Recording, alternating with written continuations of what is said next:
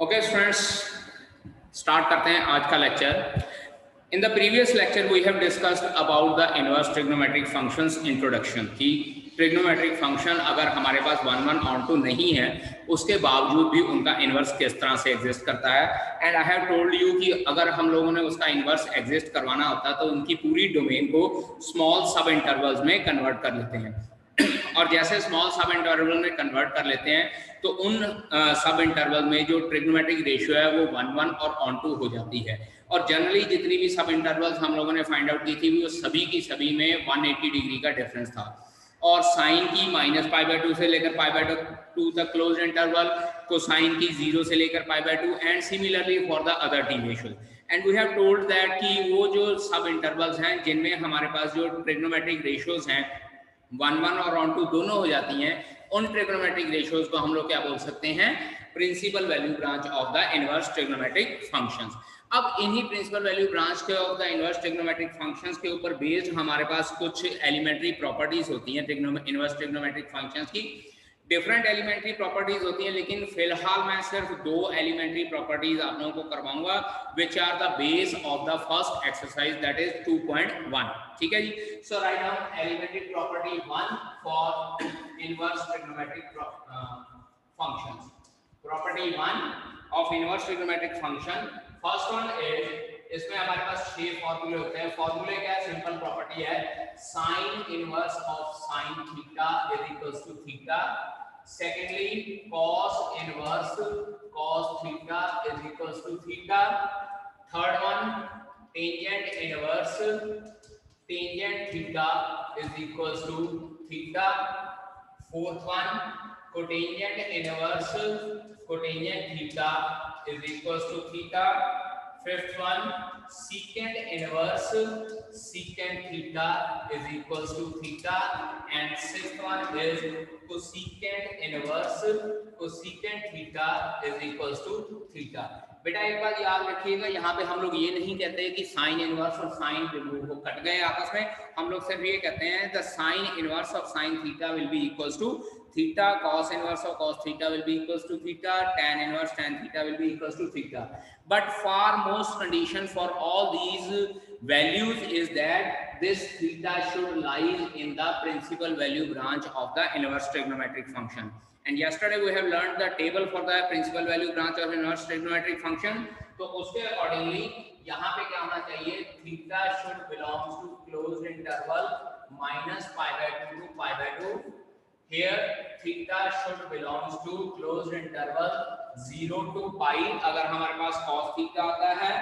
Third one tangent theta के लिए theta should belongs to open interval -π/2 to π/2, क्योंकि जब हम लोग इन क्वेश्चन सॉल्व करते हैं मैंने पहले भी बताया था we need to find out the angle and that angle should belong to the principal value branch of the inverse trigonometric function. अब इसके अकॉर्डिंगली फोर्थ हमारे पास आ जाता है theta should belongs to open interval 0 to pi and here the theta should belongs to closed interval 0 to pi second inverse के लिए, but इसमें से हम लोग माइनस कर देते हैं π/2 क्योंकि π/2 के ऊपर हमारे पास जो सेकंड इनवर्स है सेकंड फंक्शन है दैट इज नॉट डिफाइंड। तो इसलिए 0 से लेकर π/2 closed interval except π/2 and then cosecant inverse theta should belongs to closed interval -π/2 to π/2 except closed interval -π/2 to π/2 except 0। और cosecant theta जो है वो 0 के ऊपर डिफाइंड नहीं होता है, इसीलिए इसकी प्रिंसिपल वैल्यू ब्रांच में से हम लोगों को 0 रिमूव करना होता है। ये होता है हमारे पास जब हमारे पास inverse T function outside the bracket होता है, और आउटसाइड द ब्रैकेट होता है तो हम लोगों ने एंगल थीटा फाइंड आउट करना होता है। इसी का सेकंड पार्ट होता है when inverse trigonometric function is inside the bracket. तो यहाँ पे हम लोग लिखेंगे first one is sign of sine inverse x, secondly cos of cos inverse x, third one tangent of tangent inverse x, fourth one cotangent of cotangent inverse x, fifth secant of secant inverse x, and then sixth is cosecant of cosecant inverse x. याद रखिए यहाँ पे जब हम लोगों ने ये angle x find out करना है, याद कीजिए जब हम लोग साइन कॉस टेंजेंट वगैरह में आंसर निकालते थे तो हमारे पास आंसर कांस्टेंट आता था, that is sin 45 degree equals to 1/√2, sin 30 degree equals to 1/2, that was a constant. तो अगर ट्रिग्नोमेट्रिक रेशियो बाहर होगी तो हमारे पास आंसर कांस्टेंट आएगा x की फॉर्म में, और अगर इनवर्स ट्रिग्नोमेट्रिक रेशियो हमारे पास बाहर होती है तो हमारे पास आंसर जो है वो एंगल की फॉर्म में आएगा। ठीक है जी, तो इसका मतलब हमारे पास ये x आएगा। अब जैसे यहाँ पिछली की रेशियो में इनवर्स ट्रिग्नोमेट्रिक फंक्शन की प्रॉपर्टी में मैंने कहा कि theta should belong to the principal value branch, similarly in this case x should belong to the principal value branch of the trigonometric function, और उसके अकॉर्डिंगली यहाँ पे x should belongs to -1 to 1, here also x should belongs to -1 to 1, क्योंकि sign और cos function दोनों जो है -1 और 1 के बीच में लाई करते हैं। इसके बाद tangent x belongs to -∞ to ∞, यहाँ इसको हम लोग कैपिटल R भी लिख सकते हैं, x should belong to capital R। Similarly cotangent x belonging to -∞ to ∞, again इसके लिए भी हम लोग वर्ड कैपिटल R यूज कर सकते हैं। और उसके बाद सीकेंट और secant inverse x is equals to x, जो इसका हमारे पास आ जाता है all real x should belongs to all real except -1 to 1। यहाँ पिछले लेक्चर में मैंने आपको एक और बताया था कि -∞ to -1 ऐसे कर सकते हैं, और x बिलोंग्स टू -∞ to -1, यहाँ क्लोज्ड इंटरवल, एंड 1 to ∞, इस तरह से भी लिखा जा सकता है। सिमिलरली जब कोसेकेंट और cosecant inverse x equals to x आता है तो यहाँ पे हम लोग लिखेंगे x should belongs to all real except -1 to 1 open interval, और इसके लिए भी हम लोग यहाँ पे सेम यही केस लिख सकते हैं। So this was the first elemental property for the inverse trigonometric function. Note कर लीजिए बेटा, बहुत इंपॉर्टेंट है ये वैल्यूज आपके लिए। Now we are going to discuss the second elemental property which will be useful for the first exercise questions। ठीक है जी, अब ये सेकंड एलिमेंटल प्रॉपर्टी क्या कहती है? First one is sine inverse of -x, second one is tangent inverse -x, and third one is cosecant inverse -x will be equals to sin inverse -x, tangent inverse -x, and cosecant inverse -x will be equals to minus of sin inverse x, this is minus of tan inverse x, and this is minus of cosecant inverse x। ये property helpful होती है जब हम लोगों के पास question solve करने के लिए आते हैं। अब इसी का ये प्रॉपर्टी सब पार्ट ए कंसीडर कर लेते हैं और इसी का सब पार्ट बी होता है। उसमें हमारे पास फर्स्ट होता है cos inverse -x, secondly cos inverse cotangent inverse -x, and third one is secant inverse -x। ठीक है जी, cos इनवर्स -x, उसके बाद cotangent inverse -x, and then secant inverse -x। और बेटा ये याद रखिएगा इनका आंसर हमेशा pi minus cos inverse x, इसका भी answer pi minus cos inverse x, and here also pi minus here it is pi minus cotangent inverse x, and here answer is pi minus secant inverse x। एक बात याद रखिएगा कि जो sign tangent और cosecant है इसमें अगर ब्रैकेट के अंदर माइनस का साइन है तो इनमें माइनस का साइन बाहर चला जाता है, लेकिन कॉस कोटेंजेंट और सीकेंट में माइनस का साइन जो है बाहर नहीं जाता, उसको हम लोग पाई माइनस समथिंग लिख देते हैं। ठीक है जी, अब ये क्वेश्चन कि अगर आप लोग प्रूफ चाहते हैं तो प्रूफ आपकी एनसीईआरटी की बुक में पेज नंबर 43 के ऊपर गिवन है। ये तीनों के प्रूफ जो है एनसीईआरटी बुक पेज नंबर 43 के ऊपर लिखे हुए हैं इनके प्रूफ। नेक्स्ट हमारे पास प्रॉपर्टी 3 आती है, property 3, third property, and that is first one is sine inverse x is equals to cosecant inverse 1/x, secondly cos inverse x is equals to secant inverse 1/x, third one is tangent inverse x is equals to cotangent inverse 1/x and vice versa। इसका मतलब क्या है? vice versa का मतलब है क्या है? अगर sin inverse x cosecant inverse 1/x के बराबर है तो cosecant inverse x जो है वो sin inverse 1 बाय एक्स के बराबर होएगा। चेक कीजिए, वाइस वर्सा मतलब क्या है कि ये दूसरी साइड पे भी प्रॉपर्टी लग सकती है। Similarly cos inverse x equals to secant inverse 1 by x है, तो सीकेंट इनवर्स x जो है cos इनवर्स 1 बाय x के बराबर होएगा। Tangent inverse x equals to cotangent inverse 1 by x के बराबर है, तो कोटेंजेंट इनवर्स x क्या हो जाएगा, टेंजेंट इनवर्स 1 बाय x के बराबर हो जाएगा। वैसे भी हम लोगों ने ट्रिग्नोमेट्री में पढ़ा कि साइन का रेसिप्रोकल क्या होता है, कोसेकेंट, कॉस का रेसिप्रोकल होता है सीकेंट और टेंजेंट का रेसिप्रोकल होता है कोटेंजेंट। तो इनवर्स ट्रिग्नोमेट्री में हम लोग क्या करते हैं कि इनके एंगल्स को रेसिप्रोकेट कर देते हैं। ठीक है जी। Okay, now we are going to start exercise 2.1। First question, sine inverse -1/2। Sine inverse -1/2, हम लोग को ये कहा गया find out the principal value of the following. Principal value of the following मतलब क्या है कि जो एंगल हम लोगों ने फाइंड आउट करना वो एंगल इसकी प्रिंसिपल वैल्यू ब्रांच में लाई करना चाहिए। और याद रखिएगा कि साइन इनवर्स की प्रिंसिपल वैल्यू ब्रांच होती है -π/2 से लेकर π/2 तक। अब इसको क्वेश्चन को सॉल्व करने के दो तरीके हैं, एक शॉर्टकट मेथड है और एक थोड़ा सा लेंथी मेथड है। वो मैं आप लोगों को बता देता हूँ कि वो किस तरह से फाइंड आउट किया जाता है। पहले शॉर्टकट मेथड से कर लेते हैं।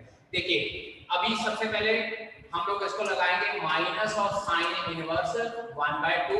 रीजन लिखेंगे because sine inverse -x is equals to minus sine inverse x। अभी एलिमेंटल प्रॉपर्टी नंबर 2 मैंने जो लिखवाई थी वो यूज कर रही हूँ कि साइन ऑफ जो माइनस का साइन है ये साइन इनवर्स में बाहर आ जाएगा, and this is minus sine inverse sine of π/6। बेटा जी एक बात याद रखनी है, जो अंदर हम लोग को वैल्यू दी हुई होती है हम लोगों ने उस अंदर उस वैल्यू के लिए ट्रिग्नोमेट्रिक रेशियो लिखनी होती है।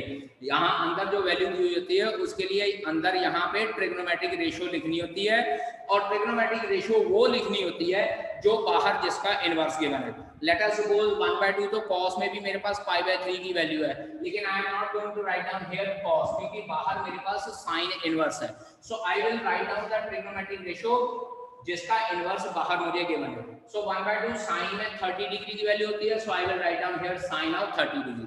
अब इसके बाद एलिमेंटल प्रॉपर्टी फर्स्ट यूज करेंगे, this is equals to minus of π/6 because sine inverse sine theta is equals to theta.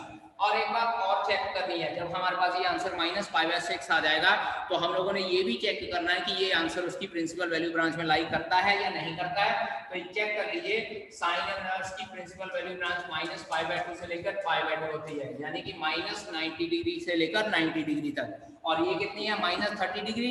So it belongs to this, belongs to, इसको लिख सकते हैं -π/6 belongs to this closed interval that is principal value branch. तो हमारे पास therefore sine inverse -1/2 is equals to minus of π/6। ये answer भी हो सकता है। अब इसी क्वेश्चन को बेटा मैं दूसरे तरीके से करवाता हूँ, थोड़ा लेंथी मेथड जो है। अब यहाँ पे आपको पता चलेगा कि हम लोगों ने प्रिंसिपल वैल्यू ब्रांच हमारे लिए क्यों इंपॉर्टेंट है। प्रिंसिपल वैल्यू ब्रांच में ये हमारे पास आंसर क्यों -π/6 लिखा है, याद कीजिए। अगर मैं इसको लिख लेता हूँ sine inverse -1/2 is equals to x। जब हम लोगों ने इसको लेंथी मेथड से सॉल्व करना होता है तो हम लोग जनरली इसको x कंसीडर कर लेते हैं। तो यहाँ से -1/2 is equals to sine x आ जाता है, और फिर से वही कंसेप्ट, यहाँ पे ये 1/2 मैंने देखना है कि साइन ट्रिग्नोमेट्रिक रेशियो कौन सी होती है, minus sine π/6 is equals to sine x। अब 10th क्लास तक तो हम लोग करते हैं कि अगर ऐसे sine x equals to sine π/6 आ गया तो हम लोग ये कह देते थे कि x की वैल्यू π/6 आ गई। लेकिन अब ये कंसेप्ट +1 क्लास में आ गया क्योंकि यहाँ पे माइनस का साइन आ गया। अब +1 क्लास के अकॉर्डिंगली माइनस साइन π/6 के दो केस फर्दर करते हैं। पहला केस तो ये बनता है कि मैं इसको साइन ऑफ -π/6 लिख दूं, और दूसरा केस ये बनता है कि मैं इसको साइन ऑफ π+π/6 लिखूं। ना हाउ π+π/6, पहला ये जो केस है ये तो मैंने वो यूज किया कि sine of -θ equals to -sin θ, वो चीज मैंने यहाँ पे लगा दी। दूसरा केस मैंने ये लिखा कि जो ये नेगेटिव साइन है, और साइन नेगेटिव 3rd क्वाड्रेंट में होता है या 4th क्वाड्रेंट में होता है, और जनरली हम लोग पास वाला क्वाड्रेंट लेते हैं, तो ये π+π/6 आ जाएगा। अब इन दोनों को अगर मैं कंपेयर करता हूं, sine of -π/6 is equals to sine x, ये वाला, और इसके बाद इसको कंसीडर करता हूं तो sine 7π/6 is equals to sine x आ जाएगा। ठीक है जी। अब यहाँ से जब हम लोग फाइंड आउट करते हैं तो x की वैल्यू आती है -5/6 और यहाँ से फाइंड आउट करते हैं तो x की वैल्यू आती है 7/6। और सिमिलरली ये चीज मेरे पास ऐसे भी आ सकती है साइन ऑफ 2π - 5/6, क्योंकि थर्ड और फोर्थ दोनों क्वाड्रेंट में साइन नेगेटिव होता है। अब 2π - 5/6 लिखेंगे तो एक तीसरा केस आ जाता है कि sine 11π/6 is equal to sine x, और यहाँ से एक वैल्यू 11π/6 भी आ जाती है। अब मेरे पास साइन की तीन वैल्यू आ गई -π/6, 11π/6 और π/6। और मैंने ये कहा है कि प्रिंसिपल वैल्यू ब्रांच कौन सी थी हमारे पास, -π/2 से लेकर π/2। तो इसमें से ये तीन वैल्यू में से मेरे से पास सिर्फ ये -π/6 प्रिंसिपल वैल्यू ब्रांच को लाई करती है। तो इन दोनों केस के साथ मुझे लिखना पड़ेगा rejecting 7π/6 and 11π/6 because these does not belongs to the principal value branch of inverse trigonometric function। अब इसके लिए बेटा आप लोग ये देखिए कि यहाँ पे मैंने सीधा सिंपल आंसर निकाल दिया था, लेकिन यहाँ पे तीन डिफरेंट केस कंसिडर करने पड़े, तीन डिफरेंट आंसर आने पड़े। उसके बाद फिर माइंड में सोचना पड़ा कि मेरे पास साइन इनवर्स की प्रिंसिपल वैल्यू ब्रांच क्या है, उसके अकॉर्डिंगली आंसर एक्सेप्ट किया, बाकी दो आंसर रिजेक्ट किए। चॉइस इज योर्स कि आप लोगों ने इस मेथड से करना है या इस मेथड से करना है। तो मेरी सजेशन ये है कि आप लोग इस मेथड से करिए। इस मेथड से करने का फायदा ये होता है कि आप एलिमेंटल प्रॉपर्टीज लगाते हो ना, तो आपके पास डायरेक्टली आंसर जो है प्रिंसिपल वैल्यू ब्रांच में लाई करता है। अगर आप एलिमेंटल प्रॉपर्टी वगैरह यूज नहीं करते हो, सिंपल तरीके से यूज करना चाहते हो, तो आपको अपने माइंड में रखना पड़ेगा कि एलिमेंटल उसकी प्रिंसिपल वैल्यू ब्रांच क्या है और उसके अकॉर्डिंगली उसका आंसर क्या है। Now we are going to discuss question number second question was cos inverse under root 3/2। cos inverse under root 3/2। अब बेटा जी 10th क्लास ट्रिग्नोमेट्रिक टेबल याद कीजिए कि cos में under root 3/2 कितने डिग्री की वैल्यू थी। मैंने पहले बोला अंदर आपने ट्रिग्नोमेट्रिक रेशियो लिखनी, लेकिन लिखनी वही है जिसका इनवर्स बाहर लिखा हुआ। So it will be equals to cos inverse cos of π/6। Again 30 degree की वैल्यू होती है cos में अंडर रूट 3/2। ये याद रखिएगा कि 10th क्लास का जो हम लोगों ने टेबल पढ़ा था वो भूलना नहीं है। वो टेबल अभी आप लोगों के काम में बहुत आएगा, क्योंकि ये वैल्यूज जो है वो ट्रिग्नोमेट्रिक टेबल 10th क्लास के ऊपर बेस्ड है। So cos inverse cos of π/6 and this is equals to π/6 using लिख देंगे because cos inverse cos of theta is equals to theta। और अगर आप वैसे तो ये आंसर आपका प्रिंसिपल वैल्यू ब्रांच में ही आएगा, लेकिन अगर आप चेक करना चाहते हो तो चेक कर लीजिए। इसकी प्रिंसिपल वैल्यू ब्रांच होती है 0 से लेकर पाई, यानी कि 0 से लेकर 180 डिग्री, और चेक कर लीजिए 30 डिग्री से इंटरवल को लाई करता है। तो therefore cos inverse under root 3/2 is equals to π/6 and that is your answer.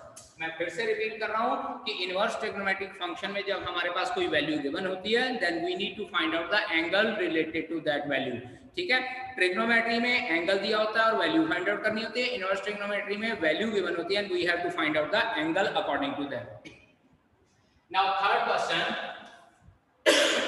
Same इसके जैसा, cosecant inverse 2 and this is equals to cosecant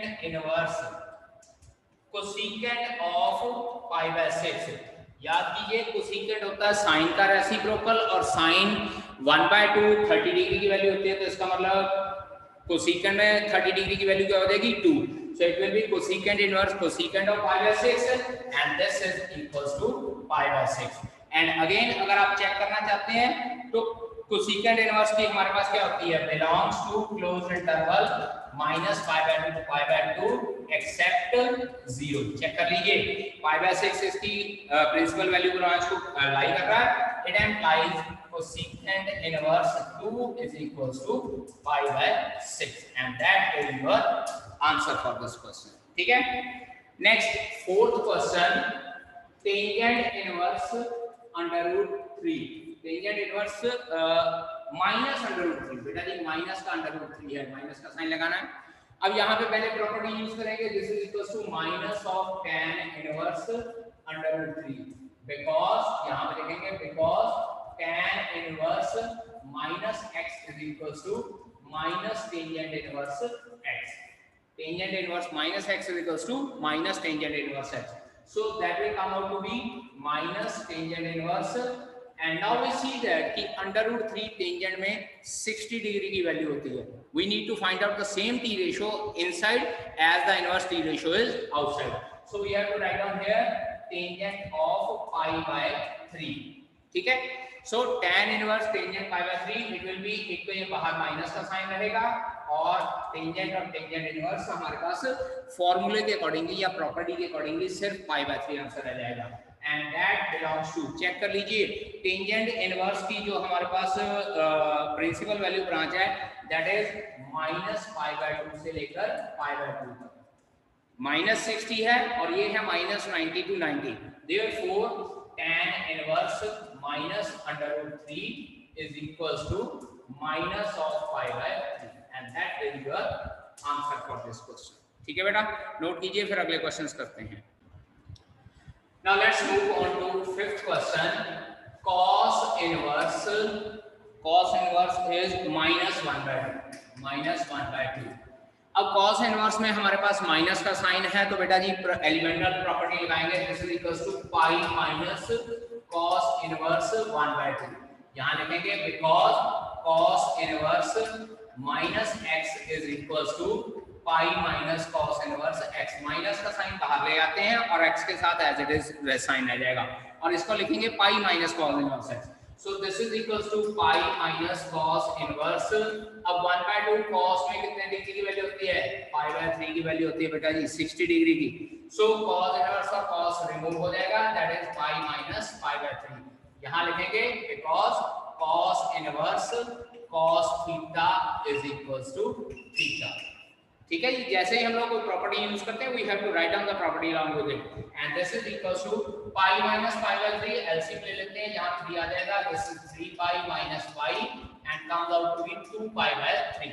अब अगर हम लोग 2 π/3 की वैल्यू निकालें, पाई की वैल्यू 180 डिग्री पुट करते हैं तो 2 π/3 हमारे पास 120 डिग्री एंगल बनता है और 120 डिग्री एंगल के हिसाब से हमारे पास क्या है, प्रिंसिपल वैल्यू ब्रांच अगर हम लोग कॉस फंक्शन की फाइंड आउट करते हैं तो वो 0 से लेके 180 डिग्री तक है. तो इसका मतलब डायरेक्टली इसको लिख लेते हैं belonging to principal value branch 0 to pi. Therefore cos inverse -1/2 will be equals to 2 π/3. बेटा जनरली स्टूडेंट्स इनमें यही गलती करते हैं कि प्रिंसिपल वैल्यू ब्रांच में आंसर नहीं लिखते हैं और पेपर में मार्क्स कट जाते हैं. Whether it is mentioned or not, your answer should belong to the principal value branch of the given question, of the given inverse trigonometric ratio. अगर आप लोग principal value branch में उसकी given inverse trigonometric ratio को line नहीं कराते हो, चाहे आपने सारा क्वेश्चन सही किया होगा, आपका आंसर क्रॉस हो जाएगा. ठीक है. So your answer should belong to the principal value branch and you need to know the principal value branch of different या various inverse trigonometric function. अगर नहीं आती हैं तो फिर बेटा लर्न कर लीजिएगा आप लोग और या फिर ये प्रॉपर्टी लगाकर आप लोग कीजिए, आपका answer directly principal value branch में लाई करेंगे. Now I am going to discuss question number 11. बाकी रिमेनिंग 6, 7, 8, 9 सेम क्वेश्चंस हैं, you can do yourself. 10th question भी सेम है. So we are going to discuss 11th question. Now 11th question की बात करते हैं. It is tangent inverse 1 plus cos inverse -1/2 cos inverse -1/2 plus sin inverse -1/2 sin inverse -1/2. अब इसका answer हम लोगों ने लगाना है. अभी तक हम लोग जो क्वेश्चन कर रहे थे वहां पे हम लोगों को single inverse trigonometric ratio given है, यहाँ पे हम लोगों को 3 इनवर्स ट्रिग्नोमेट्रिक रेशियोज गिवन है. सो यहाँ पे लिखेंगे टेंजेंट इनवर्स टेंजेंट π/4 क्योंकि 1 जो है टेंजेंट में 45 डिग्री की वैल्यू होती है. cos इनवर्स -x, इसको पहले मैं लिखूंगा पाई माइनस cos इनवर्स 1/2. बेटा ध्यान दीजिए cos में माइनस का साइन के लिए पाई माइनस लिखते हैं और sin inverse -1/2 will be equals to minus sin inverse 1/2. ठीक है. sin इनवर्स -x में हमारे पास क्या है कि माइनस का साइन बाहर आ जाता है. So this will be equals to, फिलहाल इसको एज इट इज मैं लिख देता हूं, tan π/4 plus pi minus cos inverse cos π/3 क्योंकि 60 डिग्री वैल्यू होती है cos में, माइनस sin इनवर्स, इसको लिखते हैं sin इनवर्स sin π/6. ठीक है. तो अब डिफरेंट हम लोग टी रेशियोज को रिमूव करते हैं तो it implies this is equals to π/4 plus pi -π/3 -π/6। इसके नीचे कुछ नहीं है तो 1 हम लोग लगा लेते हैं। एलसीएम लेते हैं, 12 एलसीएम आ जाएगा।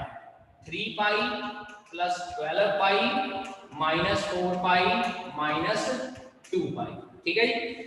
15 pi minus 6 pi it will be equals to 9 pi by 12 और 3 के टेबल पे इसको कैंसिल आउट करते हैं तो it will be 3 pi by 4। Means टू से यहाँ पे हमारा आंसर 3 पाई बाय 4 आ जाएगा। अब मैंने आपको पहले भी कहा था कि inverse trigonometric ratio principal value branch में लाई करनी चाहिए। अब यहाँ पे तो मेरे पास 3 डिफरेंट है, तो how can I find out कि whether it belongs to principal value branch और नॉट। तो मैंने आपको पहले बोला था कि अगर हम लोग एलिमेंटल प्रॉपर्टी लगाते हैं तो हमारा answer directly principal value branch में ही आता है। तो चेक कर लीजिए, ये इसकी प्रिंसिपल वैल्यू ब्रांच का आंसर है। जो pi minus pi by 3 2 pi by 3 आना है वो cos इनवर्स माइनस 1/2 की प्रिंसिपल वैल्यू ब्रांच का आंसर है। सिमिलरली साइन इनवर्स ये हमारे पास माइनस ऑफ पाई बाय 6 आया था, that belongs to the principal value branch of sine inverse trigonometric function.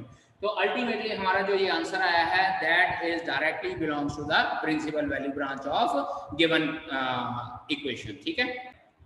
Now 12th question की बात करते हैं। 12th क्वेश्चन है हमारे पास cos inverse 1/2 plus 2 times sin inverse 1/2।